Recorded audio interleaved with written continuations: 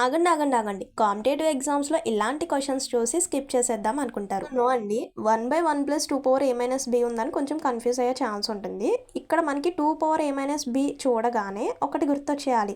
a-m-n అంటే మనకి formula ఏంటి? a-m/a-n కదా.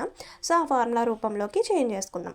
1/1+2 power a/2 power b same as it is పక్కన కూడా అదే ఫార్ములా యూస్ చేద్దాం. So 1/1+2 power b/2 power a. ఇప్పుడు మనకి 1 అనేది సింగిల్గా ఉంది కదా, బై 1 వేసుకొని ఇప్పుడు మనం ఎల్సిఎం కట్టుకుందాం. సో 2 power b ఎల్సిఎం అవుతుంది కదా. సో 1 అంటే 2 power b ఇటు వెళ్తుంది, 2 power b + 2 power a/2 power b LCM 2 power b కదా. సో యాజ్ ఇట్ ఈస్ అక్కడ కూడా ఎల్సిఎం ఫైండ్ అవుట్ చేసుకోండి. So 2 power a + 2 power b by LCM 2 power a కదా. సో ఇప్పుడు ఇలా ఉన్నప్పుడు ఎప్పుడైనా సరే రెసిప్రోకల్ చేసుకోవచ్చు కదా. సో రెసిప్రోకల్ చేసుకుంటే 2 power b అనేది పైకి వెళ్ళిపోతుంది, కింద 2 power b + 2 power a plus same ఇది కూడా అంతే. 2 power a అనేది పైకి వెళ్ళిపోతుంది, 2 power a + 2 power b మిగులుతుంది. సో ఫైనల్గా ఇక్కడ ఎల్సిఎం ఫైండ్ అవుట్ చేసుకోండి. 2 power a + 2 power b అన్న 2 power b + 2 power a అన్న సేమే కదా.